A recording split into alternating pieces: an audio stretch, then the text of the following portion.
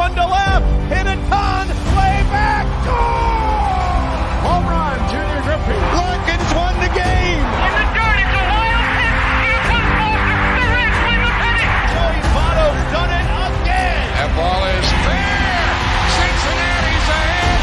2 games to none. Welcome, Joe Randa to Cincinnati. Cincinnati Reds win the World Series in 4 straight. It was a sweep. Get out of here, baseball. It's gone. Oh, my God. You believe it? Johnny Bench has tied it up. Homer Bailey's second career no-hitter. 7-heaven in 7 consecutive games. Adam Dunn has done it again.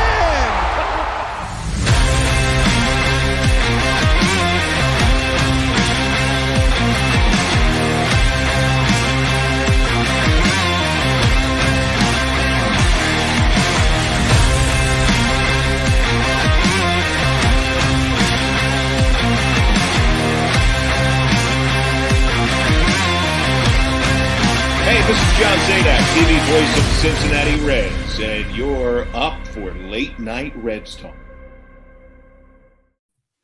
Hello, everybody. My name is Tim Daniel, and welcome to Late Night Reds Talk, the live show and podcast that loves the Cincinnati Reds, part of the BLEAV Network, presented as always by BetOnline.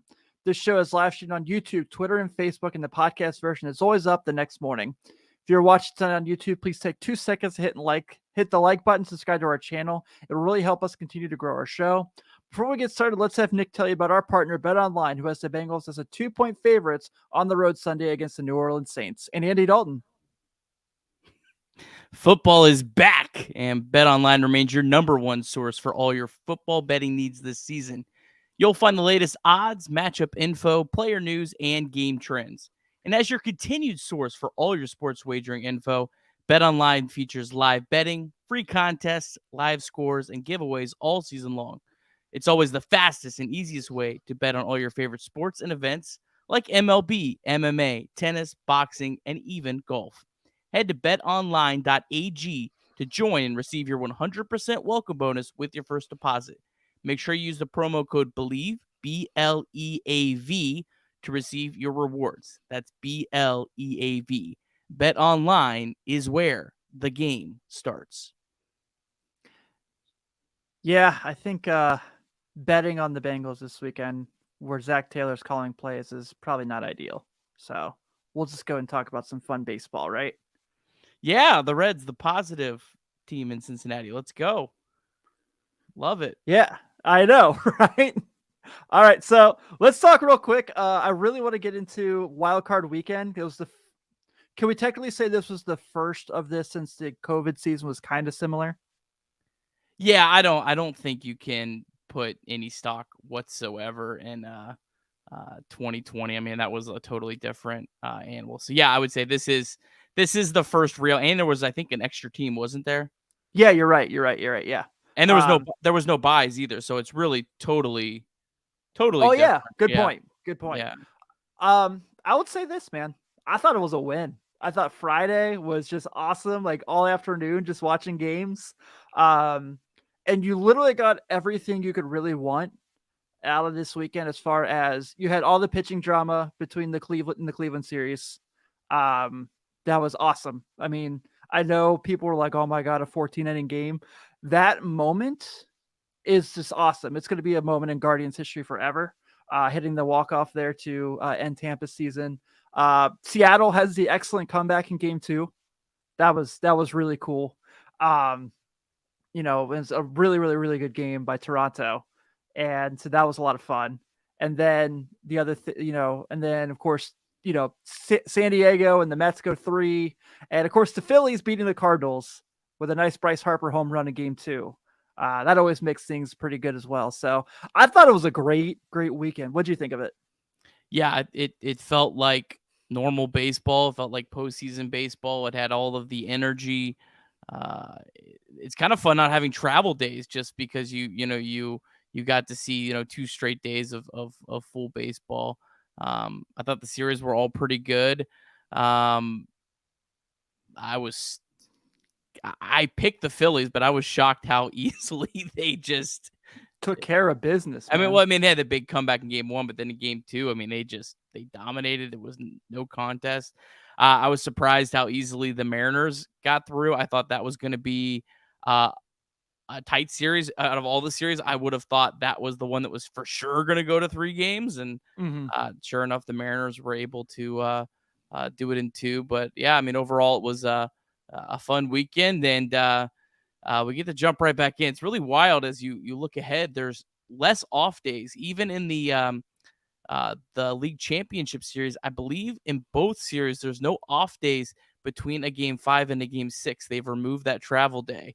Okay. Yeah, I guess I don't know if it's just because of this year, because of trying to get these extra teams in at the last minute with the lockout and pushing the season back a week. But it's gonna feel a little different. I think some of it could be a little cooler because you get to see just teams exhausted at the end. There's no off days. There's not as many off days, not as many chances to reset your bullpen. So it might be more, true baseball. And that's it. But my last thing on this would be all these teams felt like they belong. There was, I think that was the big thing was like, oh my gosh, there's going to be a team with 83 wins that has all these teams belonged in the postseason. A lot of fan bases like Philadelphia and Seattle and even the Mets that haven't had a team in the postseason in a long time, getting to taste the postseason, and they were all deserving teams. So good for that. And we'll see kind of how this plays out in the next round. That's going to be really interesting. Yeah. So you went to game 1 in Cleveland. Yeah. What was the experience like? We haven't had a chance to have a postseason home game since 2012. So what was that like to be there? Well, it was a 12:07 game, so that kind of was a little bit different just in how early it was. It was kind of a late arriving crowd for my first pitch. It was pretty full, but usually when you're in a playoff game, like an hour before first pitch, you kind of have the place a lot more packed. So you didn't have that, but yeah, I mean, the crowd was great. It was a thrilling game when Jose Ramirez hit that 2-run home run. I didn't think it had a chance of getting out, and then it went out. I was like, oh my gosh, that gave the lead. That was a really fun series, and I got tickets for game 3 Saturday night, Guardians Yankees. So yeah, looking forward to that. I know since you were there, it's kind of the series we're talking about the most, but that play he made Saturday in extras to get the throw at first. Oh my God. And Josh Naylor made a great play too. Yeah, he did. Yeah. He deserves a lot of credit. Not really known as a great defensive first baseman. But how many times do you see a guy make a great effort like that and the first baseman, doesn't scoop it and it goes in the duck, and instead of a great play, it ends up being a really costly play the other way. So yeah, that was it was a really fun 2-game series, which is still kind of weird, to digest. There was 2 games and that was it. But it was really fun, and yeah. So you and I got 2 of the 4 series right. Carlos got 3 of the 4 because he picked his beloved Padres. I just thought the Mets would be too much, man, but I must have just totally ignored the last month when I made that pick, how awful they were. But Carlos staying true to his team that gave him a shot, so I got to respect it. Obviously not here with us tonight, but yeah, Carlos got the edge. We should have saw the Trent Grisham resurgence. Right. Yeah. That's the best thing about the playoffs is, I mean, you just have these dudes that out of nowhere, going back to Cleveland. I remember in 2016, I went to a bunch of those games too up here, and Roberto Perez, who wasn't even, he was like the backup catcher, and I think Yan Gomes got hurt, hit 4 home runs in the postseason, had a 400 OPS or something. Yeah. That's the best part of baseball. You really never know what's going to happen in these series. Yeah, you can pick and you can have the smartest picks and all that. Sometimes you look like A-Rod and just whiff on all 4 of them. That and remember when Cody Ross won the NLCS MVP and then Edgar Renteria won the World Series MVP, and you're like, what is going on? Yeah, it's just, I totally agree. It makes it a lot of fun. But yeah, A-Rod and Ben Verlander, former guest of the pod. Woof, guys. Woof. So we may not have had the best weekend going 500, but we did better than these two. Yeah, poor Ben. Rumor is he went 0 in the first round last year of the postseason also. So he's, So Ben Verlander is baseball's Joe Lenardi, is what you're saying. I believe so. That's All a right. good way of putting it. Yeah. Does anyone even understand that joke besides you and me? I don't know, but we got some. I'm sure we got some college basketball faithfuls out there. Yeah. So let's kind of look real quick to the division series. We got the first Cleveland and the Yankees. Obviously, the end of the Aroldis Chapman era in New York as it looks. So won't see him in this series. Oh my God. We'll talk. That's a story for another time. We'll get to that later. Like you said, you'll be there Saturday for Game 3. Our good friend of the show, RM Layton, went as far to say he's taking the Guardians in 7, and I might be leaning that way just because I think what we're seeing in this postseason, besides the Seattle game, is like how much pitching matters so much in the playoffs. And what you saw from Tristan McKenzie and Shane Bieber in those 2 games, and then what their bullpens were able to do, Emmanuel Clase, guys like that, pretty impressive. So that's, I honestly don't think they can match bats with them, but I do think they're capable of keeping them off the scoreboard. And to clarify, this is a 5-game series. Yeah. I think Ara meant to say in 5. Yeah, I mean, this is a true series of pitching versus hitting. Could not be 2 different teams. I honestly have no idea how this series is going to play out. I could see Cleveland just come out and just dominate with their pitching, and it really be a lot of close games. I think the Yankees, they don't have the pitching depth, but this is a 5-game series. You don't need as much depth unless they get into like a 15-inning game like Cleveland just got into. So I think that's going to benefit the Yankees. But I mean, Cleveland's got a good team, and I think it's going to. I would be shocked if the Yankees, put this away in 3 games. Me too. I think I'd be pretty surprised if they put it away in 4 games. I think this is good. I think this will be a 5-game series, and I think it's going to be a Game 5, and it's going to be, whoever's just on it that night. So, yeah, I mean, I think I would stick with my pick of the Yankees as much as it pains me. Especially, I'm obviously rooting for the Guardians living here, and I definitely want the Guardians to advance because I love to keep going to playoff games because that's pretty fun. But I think I probably stick with the Yankees, but in 5. But I think it's gonna be a good series. I'm really looking forward to this. Yeah, it's gonna be fun. I just can't wait till Game 5 when it's like Shane Bieber versus Garrett Cole. So it'll be like 10-9 because it's always how the playoff works in the last game. So that'll be fun. Let's look at Seattle and Houston. I don't really. I shouldn't say this because I didn't know how well Seattle will play against Toronto. And they beat them in 2. But, this is a whole different animal, as we know, with the Astros. They're just so good, and they're deep, and they're good at every position. And, bringing in Trey Mancini at the trade deadline was huge for them, especially in that ballpark. I suspect this is going to be a series that probably goes, Luis Castillo is obviously going to get a start in this. He was incredible Game 1. And so, I could see the Seattle getting a game. I don't know if this is going to go 5. So I think I might say Houston in 4 on this one. And it pains me to say that because I really love the Seattle team. Yeah, I mean, my gut definitely says Houston in 3 or 4. I mean, they dominated them all season, but it's the postseason. Anything can happen. And Seattle, who looked like they were kind of coming to the postseason with a lineup that was really struggling, just put up 10 runs against the Blue Jays in a winner-take-all game when the Blue Jays were throwing all of their best arms out there. So, and had to come back and win. Yeah, so anything can happen, but man, you got Tucker and Alvarez and Bregman and Altuve and Mancini. Like, that lineup is just ridiculous, and you see the graphic. MLB did a really good job if you're watching, putting this up. They only had 3 spots that they say Seattle's better in the field, and yeah, this will be tough, but hey, it's gonna be fun. I could see this being one of those series that's like a really fun 4-game series, or maybe even a really fun sweep. Like where it's fun, but it doesn't last very long. Yeah, you're right. It could be. It's like Do you remember that year the Pelicans played the Warriors in the first round? Anthony Davis was like lights out and incredible, but they still got swept. Yeah.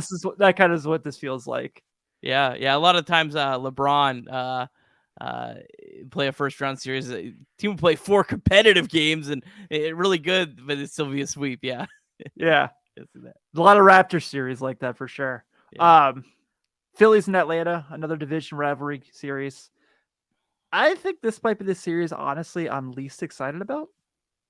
It's not that I dislike either of these teams by any means.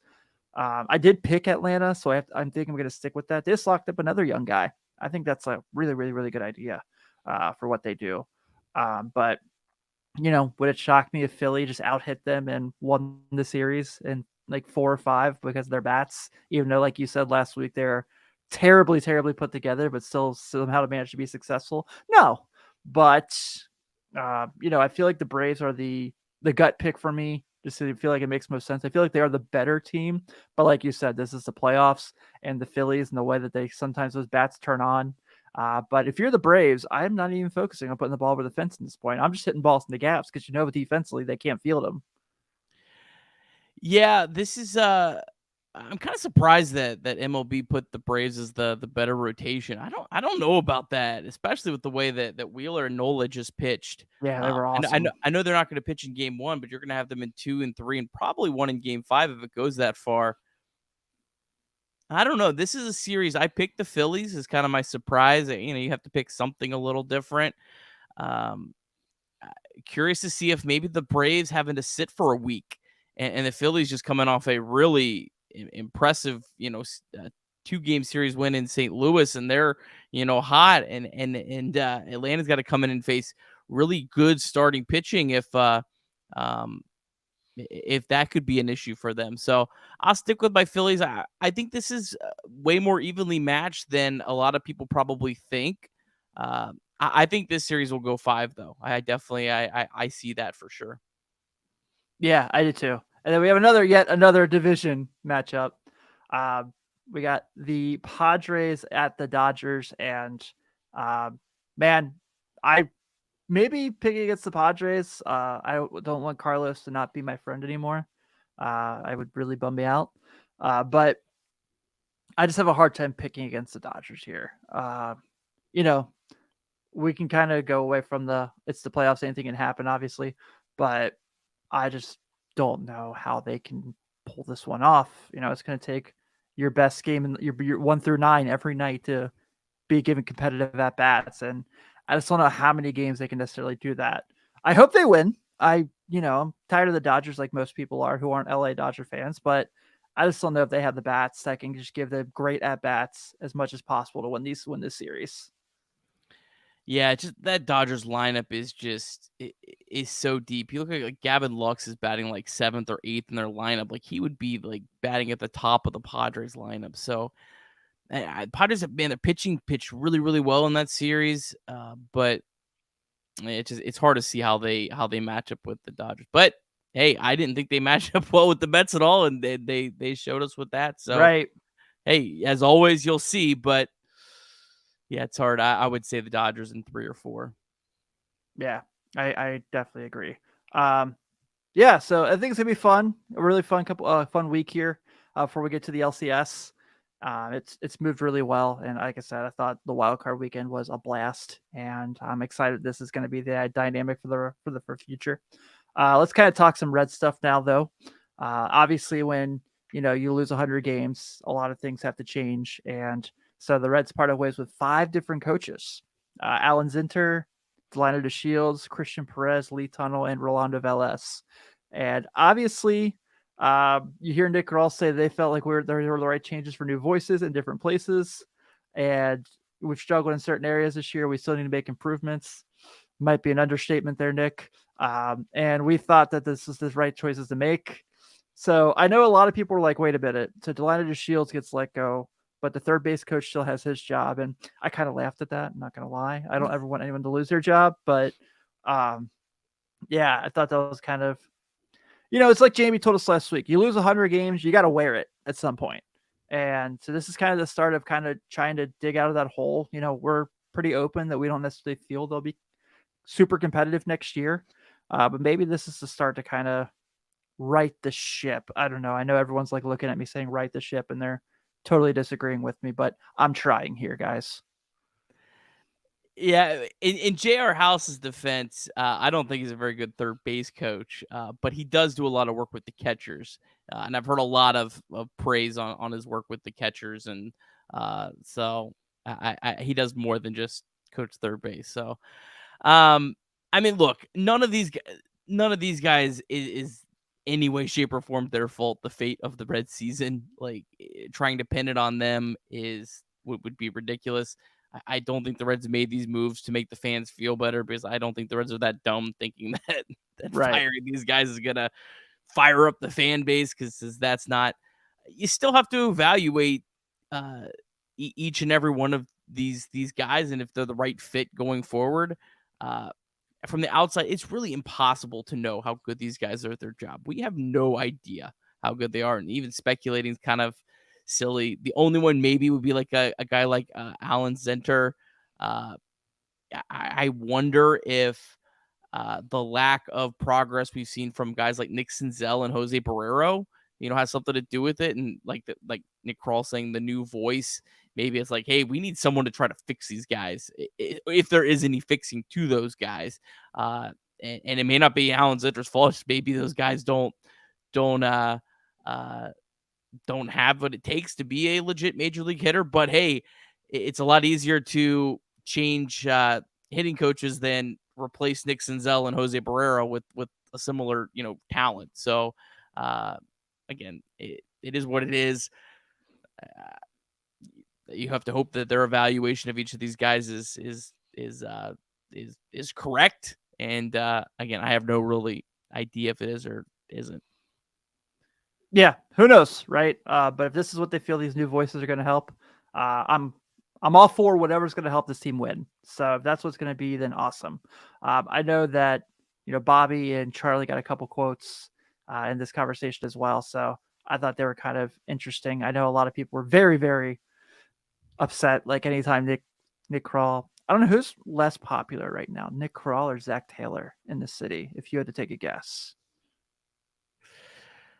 I would say Taylor. Yeah. I would say Taylor is definitely more popular than other people associated with the Reds that I'm not going to bring up. But I think most people, even the rational ones, even the ones who don't really like Nick Krall, think he's kind of got his hands tied to an extent. Whereas I don't really follow the Bengals that close, but Zach Taylor kind of has like his say, right? Like it's kind of his thing. Right. So he has a little bit more ability to control his environment than even, the general manager of the Reds. But yeah, that's true. Yeah, it's just really, so he says we're going into 2023 at a similar place than we are right now. But also says it's unacceptable to lose 100 games, which I know everyone's going to twist and turn. And he says everyone's going to have to win a spot, which I like, make some competition. I'm kind of, not to reiterate what we talked about last week with Jamie, but he made the point, like a lot of these guys who played this year for this team were kind of fill-ins, and it very well could be the same situation next year. I know you and I have had talks off the air where it's like, maybe they're a little better than we think they are. But it's so hard to say at this point, especially with the offseason ahead and all the decisions they got to make. But I know this is something where a lot of people had a lot of opinions on this conversation Nick Krall had with the media. Again, man, don't listen to anything any GM says. Not just Nick Krall. Been saying that for 2 years. Yeah, just like Brian Cashman has the highest payroll in baseball, just like maybe second now, and you're still like, don't listen to anything he has to say. Yeah, I mean, they have stakeholders that they have to say certain things for. So when he says that, our goal is to make the playoffs in the World Series, I get so I don't want to say annoyed. Maybe that's not the right word, but I just, people like freak out about that and say that. Well, just be honest with us. You can't in that job. You can't be honest. Like if he says, yeah, we're probably not making the playoffs next year. Oh, you quit already? That quote's going to be on billboards all over the city. Like, I mean, so again, just throw any of those we're trying to win, we're not trying to win, any of that stuff out the window, because it's all just PR.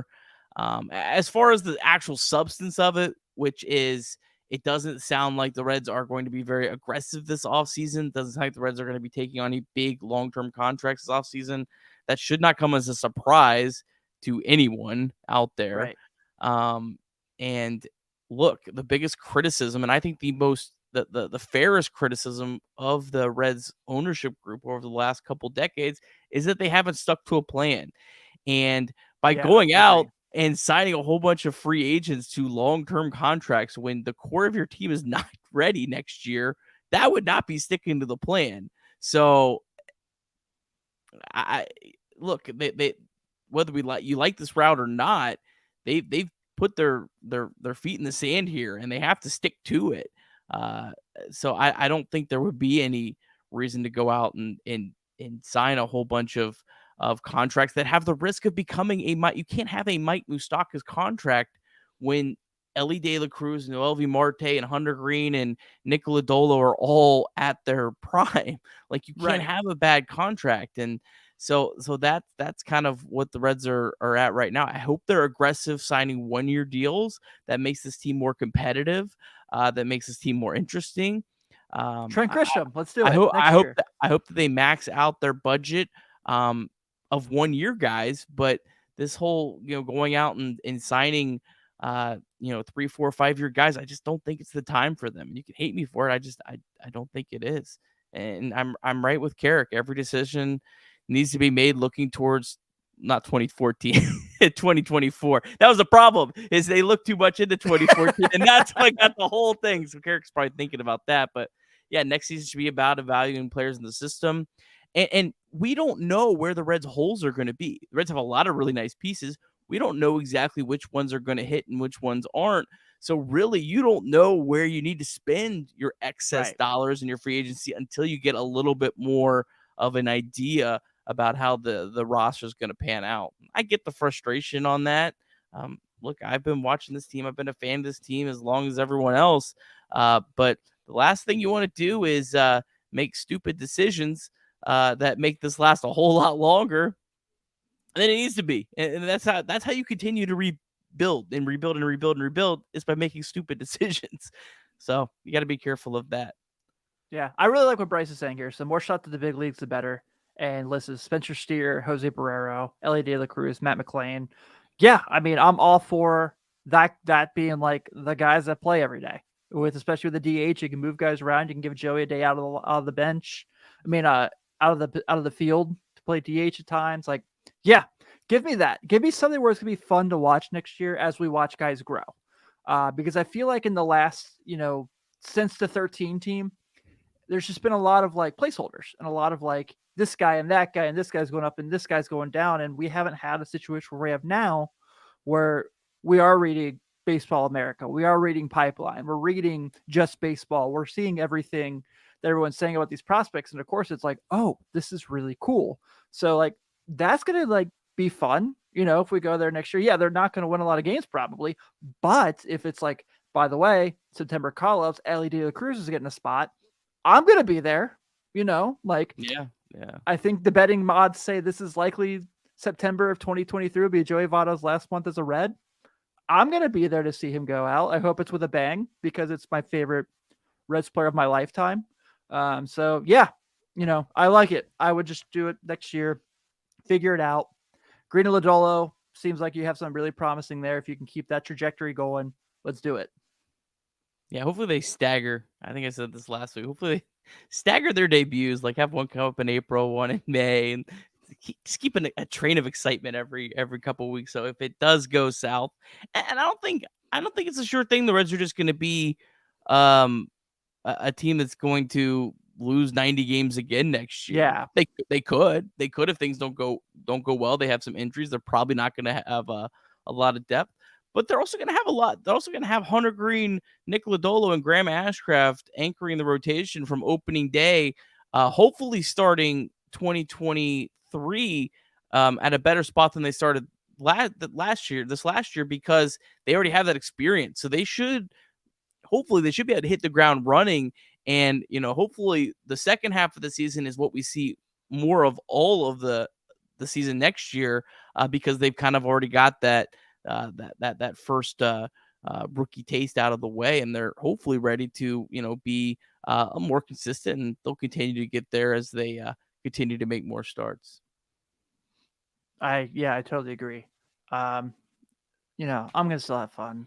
I'm not going to be able to get there much next year, as we know from all the conversations we've had. So when I am there, I'm going to have a great time. Yeah. So real quick, we've kind of discussed that throughout the offseason. We're going to update everyone on what's going on with the Reds players in the fall league and where else they're playing. So give us a little bit of updates of what we've gotten from these guys so far in this time. Yeah, hopefully we can get some more televised games. That would be incredible. Hopefully, as the playoffs wind down, we'll get to see a little bit more of these guys. But Rhys Hines has been the big story so far. Hit a home run, 421 on base percentage so far in the Arizona Fall League. Really continuing on his strong finish in the minor leagues. We talked to Tom Nichols about that, how strong he finished the year. So Rhys Hines was a big time top prospect, kind of fell down after his injury, but is starting to maybe make some noise, and maybe Rhys Hines is starting to get close. Remember, he ended the year in Chattanooga last year. So Rhys Hines might not be as far away from the big leagues as we maybe thought a couple months ago. So hopefully he continue to finish strong. Matt McLain, kind of showing the same signs in Chattanooga, low batting average, but getting on base a ton, walking 6 times. And these are some better pitchers that he's facing in the Arizona Fall League than he's facing in AA. These are some of the higher prospects, some of the guys that teams are wanting to get a look at. So him drawing 6 walks, that kind of shows me something. Be nice to see him continue to finish the Fall League well. And he's a guy that I don't think it's completely, I think it's unlikely, but I don't think it's completely out of the equation that he's on the opening day roster next year, or not far behind it. Maybe a Graham Ashcraft type situation where he's maybe gets sent down to start the year, but he's called up pretty quick.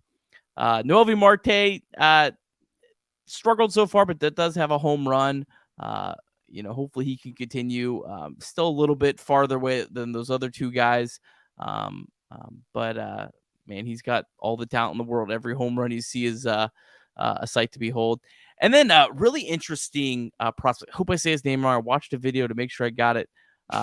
Sam, I'm going to butcher it. I'm going to butcher it now. Sam Ben Scooter. I think it's Scooter. Ben Scooter. I would not have thought that. Yeah, that's why I try to listen. Has been really impressive. This is a guy who was a unranked Reds prospect. I already bugged Clay about him. I said, hey, we got to find out more information about this guy. Unranked prospect. He was a undrafted signing in 2021.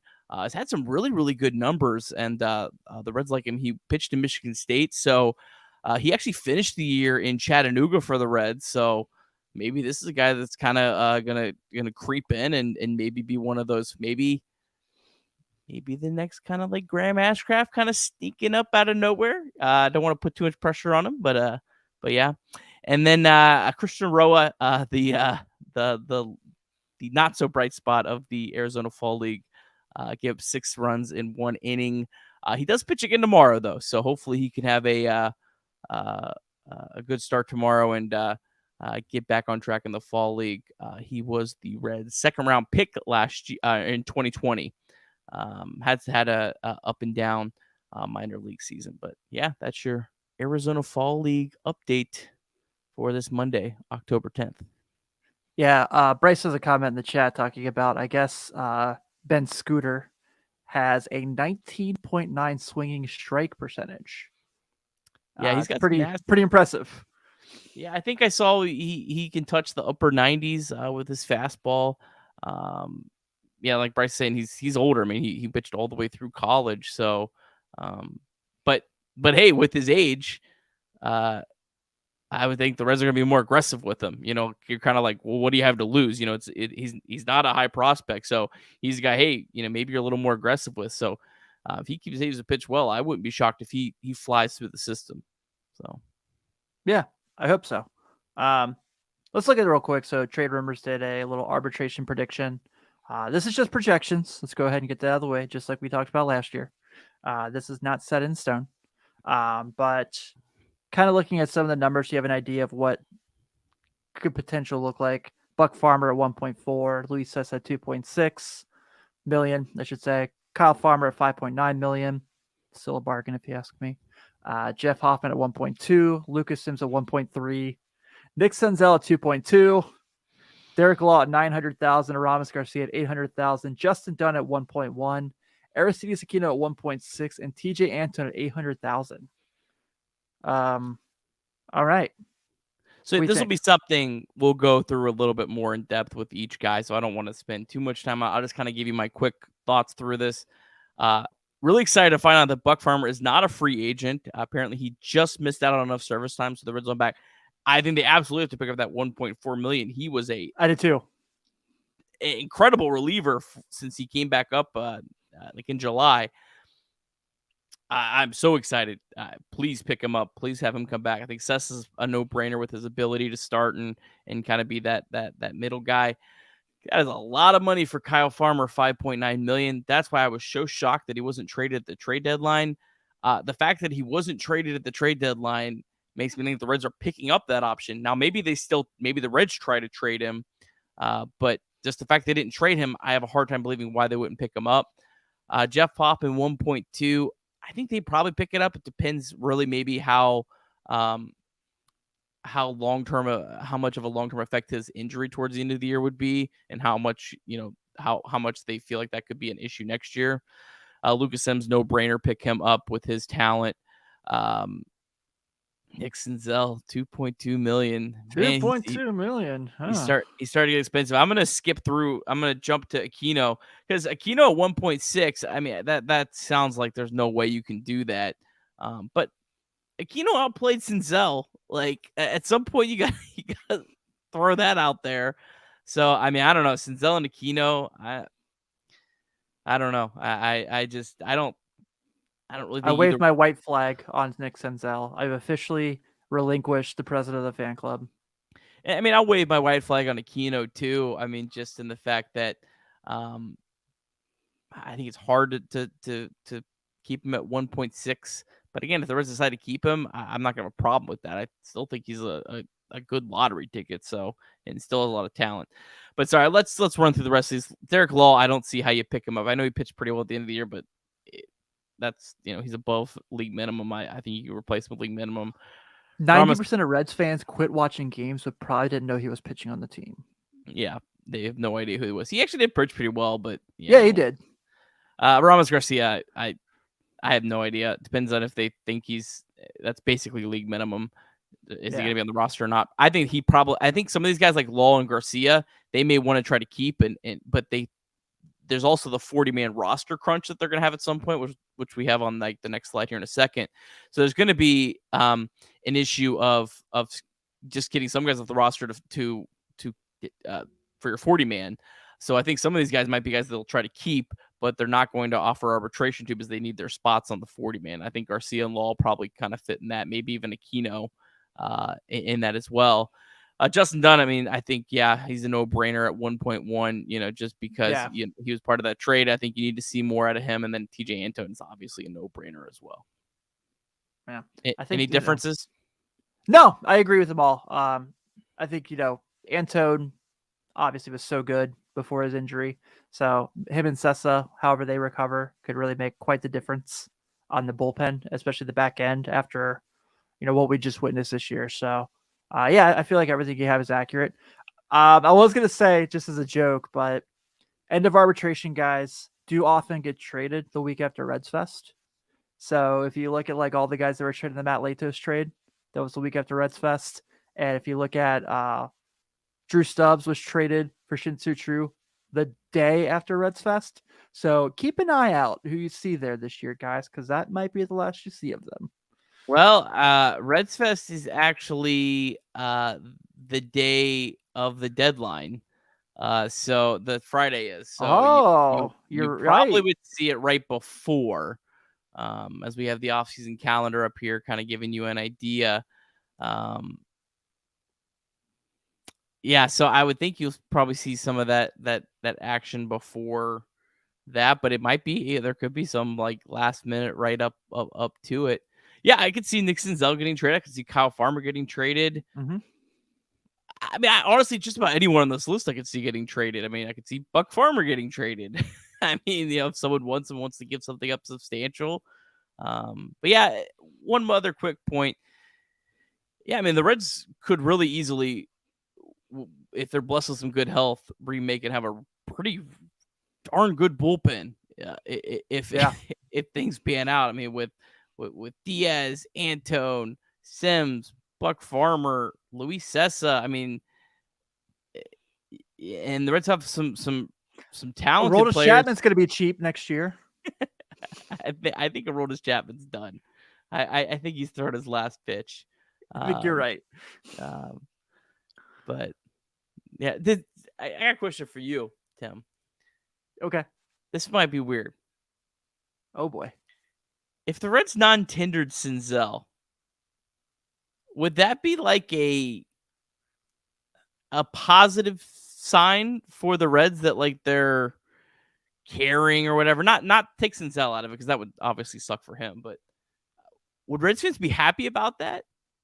I think so. I think Reds fans have just like given up on him, and it sucks. Like Carrick mentioned, he has 3 years of control left, so anything can happen in those 3 years.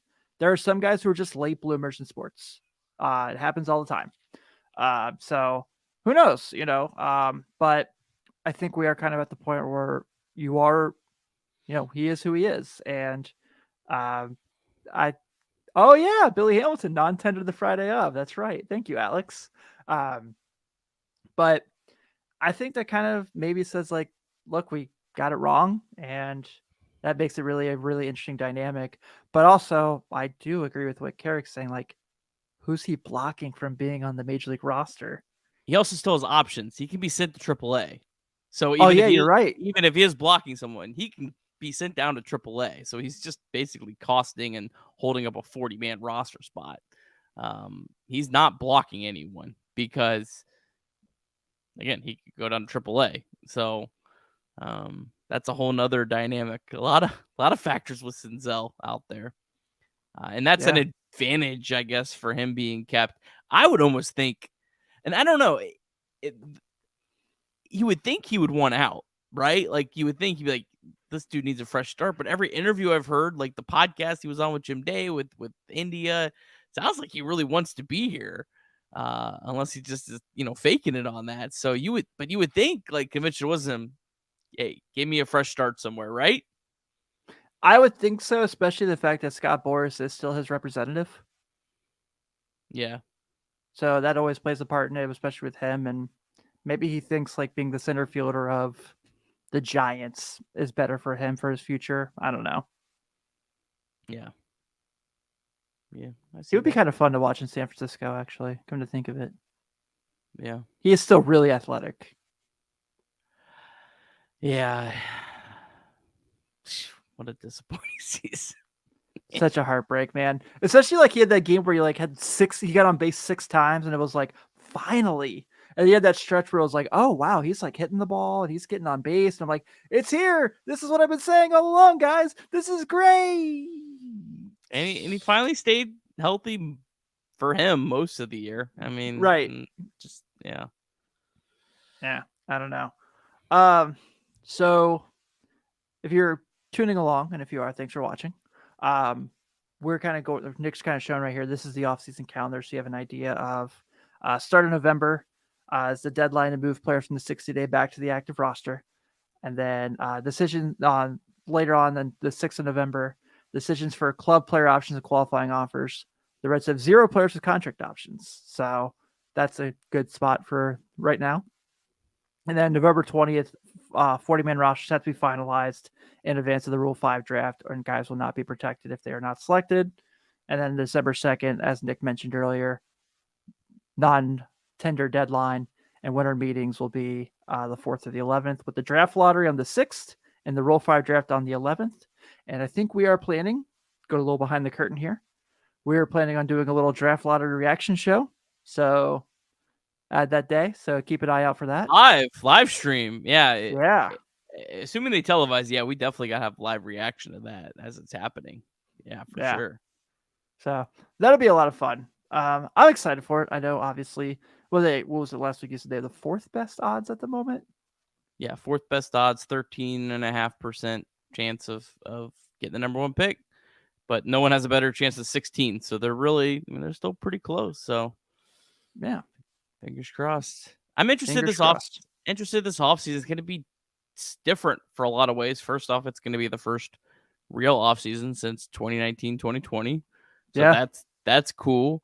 The Reds is going to be much different than last because last year, obviously the lockout. And then on top of that, the Reds had a bunch of players they wanted to trade.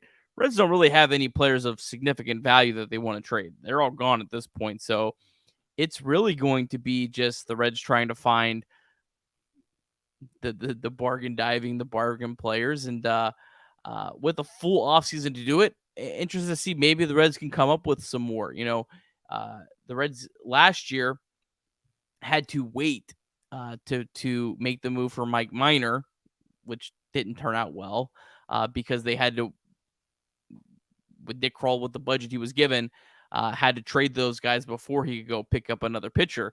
And I know at the beginning of last offseason, we talked the Reds were in talks for Andrew Heaney, who had a really, really good year for the Dodgers. This year, without having, kind of those stipulations, do the Reds maybe find some more? The Reds maybe find the next like Andrew Heaney success story. They were able to hit with guys like Brandon Drury and Tommy Pham and Donovan Solano all played pretty well. So a little bit more time, are they may be able to find a little bit more of those type of players and maybe even some pitching. That'll be kind of fascinating to watch. But yeah, it's going to be an interesting offseason, whether you love it or hate it. There's going to be some action, especially when we get into the beginning of December. So stay tuned. Yeah, for sure. Well, I know normally we go much longer than this, but just kind of give a heads up, we're going to do a little bit shorter off-season episodes and kind of moving around the baseball playoffs right now. So it's a little funky, but this is the schedule for coming up for the off-season. So the 18th will be on Tuesday, that at 9 o'clock. The 27th of October will be at be that night. So that's on Thursday of that week. And then the week after that, also on Thursday, November 3rd. And then the week after that, Wednesday, November 9th, and all at 9 p.m. Eastern, like always. So if you want to keep up with us and keep up with everything, just go ahead and subscribe to the YouTube channel, like we said, and you'll continue to get updates from us through our socials, letting you know where we will be and when we'll be on. So promise after the offseason, after the playoffs, we'll go back to our normal schedule as far as normal can be with everything we have going on. But please, as always, thank you guys for tuning in. We're definitely appreciate the chat always being live and action and a lot of fun. You guys bring a great conversation. It means a ton to us with all the work we put in, especially the work Nick puts in. It means a ton. Please take a moment, like we said, go to check out our good friends where the bring us the show, BetOnline. Use that promo code BELIEVE. Get that 100% welcome bonus on your first deposit. Pretty solid. And then 5-star review at the podcast subscriber of your choice. And of course, latenighreds.merchmake.com. Go get yourself some Late Night Reds merchandise like Jamie showed off on the show last week. It's really cool. It's high quality. You'll love wearing it at the gym or something. I don't know wherever you want to wear it. But on behalf of Nick and I, Carlos should be back with us next week, depending on how far the Padres get. Take it easy, and we'll see you soon.